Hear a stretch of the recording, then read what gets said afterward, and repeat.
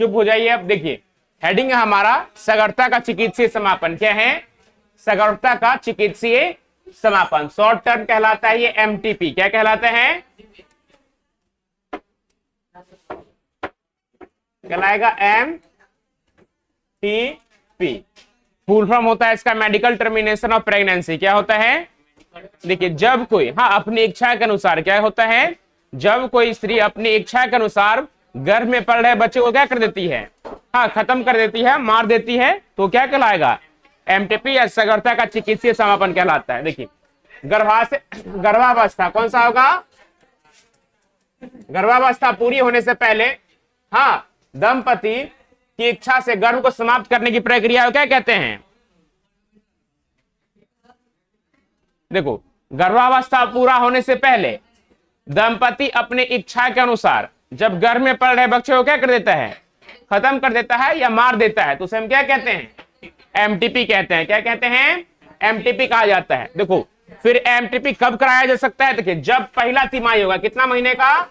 3 महीने के अंदर। कितने महीने के अंदर? 3 महीने के अंदर एमटीपी क्या माना जाता है? वैध माना जाता है। क्या माना जाता है? उसमें तो देखो, माता और बच्चे में कोई ज्यादा नुकसान नहीं होता है। प्रति वर्ष 40 से 45 मिलियन एमटीपी कराया जाता है। कितने साल? पूरी दुनिया में माने प्रत्येक साल कितने बच्चे मारे जाते हैं एमटीपी के द्वारा? 40 से 45 मिलियन। एमटीपी का दुरुपयोग के लिए भारत सरकार ने कब कानून लाया? 1971 में। और भारत सरकार ने कानून क्यों ला दिया? क्यों? देखिए, क्या करता था, पहले तो इम्यूनोसेंटेसिस से पता लगा लिया कि गर्भ में पल रहा बच्चा लड़का है या लड़की है। और लड़की है तो शादी के खर्च के डर से, या इज्जत के डर से नहीं कि कहीं दूसरी जगह भाग नहीं जाए, है ना, या हमारे खानदान का इज्जत नहीं डुबा दे, इस कारण क्या कर देता था, लड़की को गर्भ में ही क्या कर दिया जाता था? मार दिया जाता था। इसी कारण भारत सरकार ने 1971 में क्या ला दिया?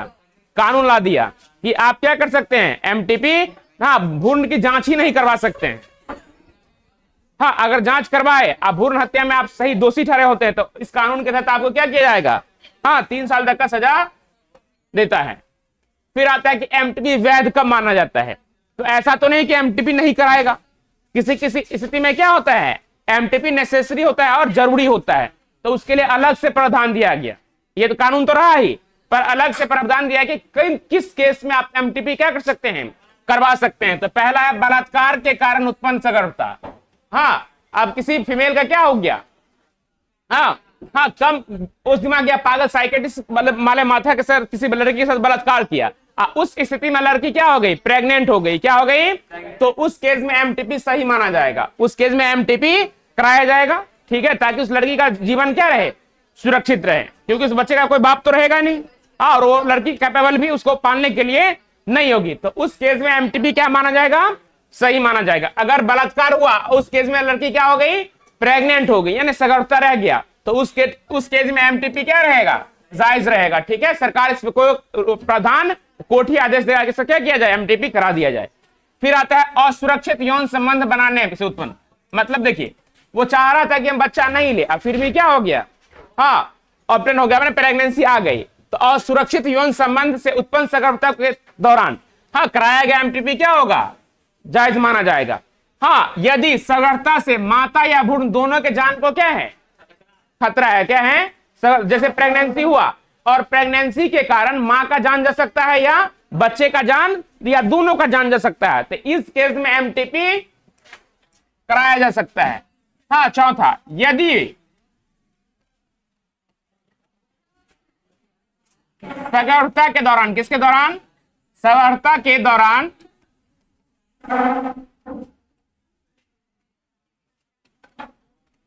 विकासशील भ्रूण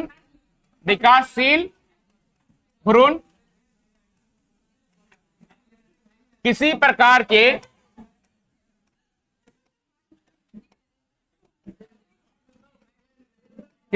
के आनुवांशिक रोग से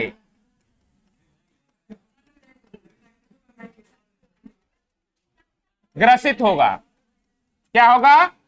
अनुवांशिक बीमारी से क्या होगा, ग्रसित होगा। तो इस केस में भी एमटीपी क्या किया जाएगा, कराया जा सकता है। हाँ, तो ये VVI टॉपिक है, पूछता है एग्जाम में। ये क्या हो गया वो, हाँ नोट कर लीजिए, लिख लीजिए आप।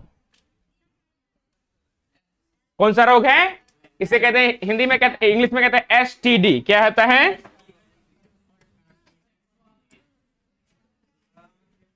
फुल फॉर्म हो गया इसका सेक्सुअल ट्रांसमिटेड डिजीज। वैसी बीमारियां जो सेक्स के द्वारा, किसके द्वारा, सेक्स के द्वारा एक व्यक्ति से दूसरे व्यक्ति में फैलता है, उसे हम क्या कहते हैं, STD के नाम से जाना जाता है। हाँ, पहले को फोन लगाने वाला STD होता था, बीमारी फैलाने वाला STD होता है कि नहीं, दुनिया बदल गया है।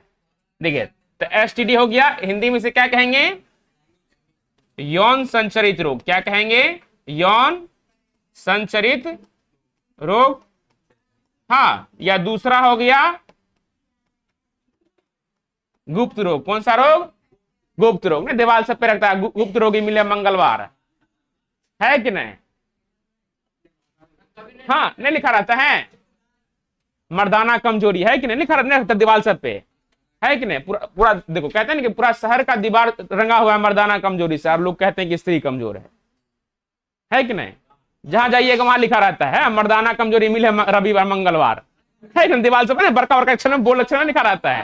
तो देखिए, तो ये बीमारी किसके अंतर्गत आता है, देखिए, तो यौन संचरित रोग क्या है, या दूसरा नाम क्या हो गया इसका, लैंगिक। कौन सा हो गया, लैंगिक संचरित रोग। तो देखिए, तीन नाम हो गया, पहला कौन सा हो गया, यौन संचरित, दूसरा हो गया गुप्त रोग, और तीसरा क्या हो गया।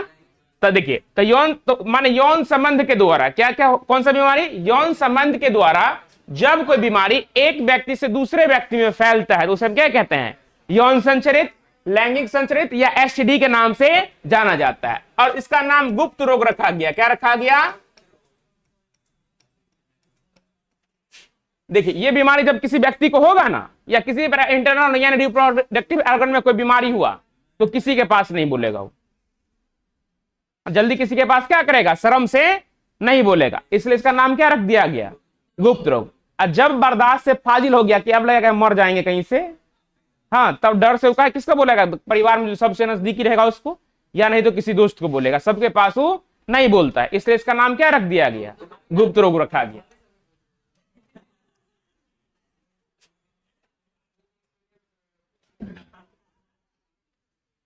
भाभी मां समान होती है, इसी कारण भाभी के पास बोला जाता है। हाँ, समझ गए। अब देखिए, तो क्या करेंगे, संभोग द्वारा, क्या कहेंगे, संभोग द्वारा उत्पन्न रोग को क्या कहते हैं, लैंगिक संचरित रोग कहते हैं, या यौन संबंध के द्वारा, क्या कहेंगे, यौन संबंध के द्वारा जब कोई बीमारी एक व्यक्ति से दूसरे व्यक्ति में फैलता है या पहुंचता है तो उस बीमारी को हम क्या कहते हैं, लैंगिक संचरित रोग के नाम से जाना जाता है, जिसमें आ गया आपका गोनेरिया या सुजाक।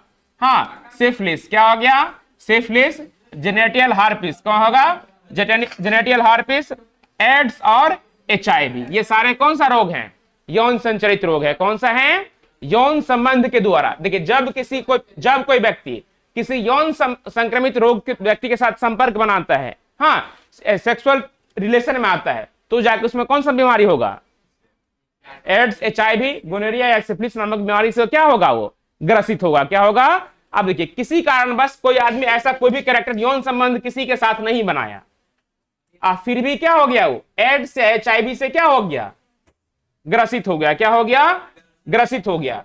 तो इसका मतलब यह हुआ कि जो व्यक्ति एड्स से ग्रसित है, किससे ग्रसित है, एड्स से या HIV से ग्रसित है, या हेपेटाइटिस B से ग्रसित है, या लैंगिक रोग से ग्रसित है, उसका या तो उसने क्या कर लिया, नीडल का यूज कर लिया। मतलब पहले का जो डॉक्टर सब था ना, तो एक ही सुइया को 10 आदमी को भोगता था। हाँ, उसको इंजेक्शन दिया, उसको फिर पानी में अच्छे से धो दिया, और फिर वही क्या कर लिया, दूसरे में यूज किया, फिर वही किस में किया, तीसरे में यूज कर दिया। तो इस सबसे बीमारी क्या होता है, फैलता है। या कोई व्यक्ति एड्स या HIV से ग्रसित है, उसका ब्लड किसी दूसरे व्यक्ति को चढ़ा दिया, तो क्या होगा, उससे भी क्या होगा, ग्रसित हो गया। आप मान लीजिए सैलून में गए बाल कटवाने के लिए, कहां गए, सैलून में गए बाल कटवाने के लिए, कोई व्यक्ति बाल उल कटवाए, वो एड्स का पेशेंट है, किसका पेशेंट है, हल्का भी उसको ब्लेड लगा ना, अगर हल्का ही ब्लेड लग गया, तब जैसे ब्लेड लगा तो ब्लड आएगा, ब्लड आएगा तो कहां लगेगा, अस्तूरा में लगेगा ना, अस्तूरा में लगा। अब मान लो पोंछ दिया, तो पोंछ दिया तो खाली ऊपर का सरफेस का साफ हुआ, उसमें जर्म्स और बैक्टीरिया तो नहीं हटा, और वही ब्लेड से वो आपको दाढ़ी बना दिया। अब बाय द वे खुदा ना खास्ता कहीं आपका कट गया, हाँ हल्का सा ब्लेड लगा ना आपको, तो आप भी अब किससे ग्रसित होंगे? एड्स या HIV से ग्रसित हो जाएंगे, है कि नहीं? देखिए तो ये वाला जो स्किन वाला, ये वाला जो पार्ट होता है ना, ये बहुत ज्यादा सॉफ्ट स्किन होता है। अगर कहीं भी आपका शरीर में कभी कटेगा तो देखिए ये वाला पोर्शन में कहीं कटेगा, इधर उधर नहीं कटेगा, इसमें ज्यादा नहीं कटेगा। अगर कटेगा भी तो क्या कटेगा? ई वाला पोर्शन में कटेगा, क्योंकि यहाँ का स्किन क्या होता है, बहुत थीन और बहुत ही पतला होता है। हल्का भी ब्लड टेढ़ा होगा ना, सदा से कट जाता है ये वाला पोर्शन। तो व्यक्ति किससे ग्रसित होता है? एड्स और HIV से। बिना कुछ किए एड्स आपको तब हाँ धर लिया, और एड्स का कोई इलाज नहीं है। एक बार अगर हो गया तो प्रभु के पास आपका जाना क्या है? तय है। हाँ, इसका होता है एक्वायर्ड इम्यून डिफिशियंसी सिंड्रोम, इसका फुल फॉर्म होता है एक्वायर्ड, अभी पढ़ाएंगे तो लिख देंगे, acquired immune deficiency syndrome. AIDS का फुल फॉर्म हो गया। ये जब आप में ग्रसित एंटर किया तो पहले आपके इम्यून सिस्टम को ही खत्म कर देगा। क्या कर दिया? हाँ, अब देखो क्या है, रोग प्रतिरोधात्मक तंत्र जिसे कहते हैं, उसको क्या कर दिया? खत्म कर दिया। अब खत्म कर दिया, तुम्हारे घर को बीमारी, तुम्हारे बॉडी को बीमारी का घर बना देगा। जो बीमारी तुमको होगा वो बीमारी दोबारा रिटर्न नहीं होगा, तुम्हारे देह में रहेगा वो जो भी बीमारी होगा ना, क्योंकि आपके बॉडी में बीमारी से लड़ने की क्षमता थी, उस क्षमता को ही क्या कर दिया एड्स। इसका लक्षण ही पता चलेगा 10 साल में जाकर के। हाँ, लक्षण भी होगा ना, मान लो आज एड्स किसी को अट्रैक्ट किया तो लक्षण कब जाके पता चलेगा? 10 साल 5 साल जाकर उसका लक्षण पता चलेगा। और जब लक्षण पता चलता है तब तक वो क्या हो जाता है? बहुत लेट हो जाता है, पूरा उसका इम्यून सिस्टम को क्या कर देता है? खत्म कर देता है। तो देखिए, जितना यौन संबंध किसी व्यक्ति के लिए आवश्यक उतना ही क्या है? हानिकारक है। तो इससे बचने के लिए क्या करना चाहिए? हाँ, एक बार नीडल, इसलिए डिस्पोजल नीडल लाया है कि एक बार जो सिरिंज यूज किया जाएगा दोबारा उसको उपयोग में नहीं लाया जाएगा। जिस ब्लेड से एक बार व्यक्ति का दाढ़ी बनाया दोबारा उसका यूज नहीं किया जाएगा। अगर कोई व्यक्ति एड्स, HIV या किसी प्रकार की बीमारी से ग्रसित है तो दोबारा ब्लड डोनेट नहीं करेगा, उसका ब्लड किसी दूसरे व्यक्ति में नहीं चढ़ाया जाएगा। ये इसी वायरस के कारण ये एड्स होता है। ठीक है, तो पहले ये लिख लीजिए, फिर आगे बताते हैं। हाँ, अगर आप ब्लड डोनेट करते हैं, क्या करते हैं? रक्तदान करते हैं। क्या करते हैं? रक्तदान करते हैं। पहले आपको जांच लेगा आपको ब्लड को, तो ही आपका ब्लड लेगा, नहीं तो ब्लड नहीं लेगा।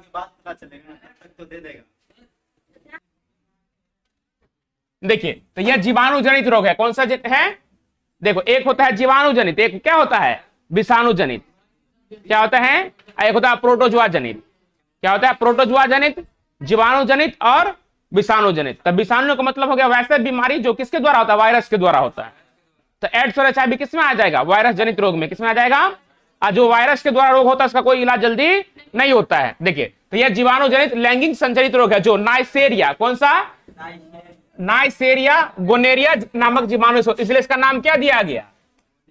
हाँ, देखिए किस जीवाणु के कारण होता है? नाइसेरिया गोनेरिया के द्वारा। ये जीवाणु का नाम है संचरण। देखिए, इसका संचरण संक्रमित रोगी के साथ यौन संबंध बनाने से होता है। अगर कोई व्यक्ति किससे ग्रसित है?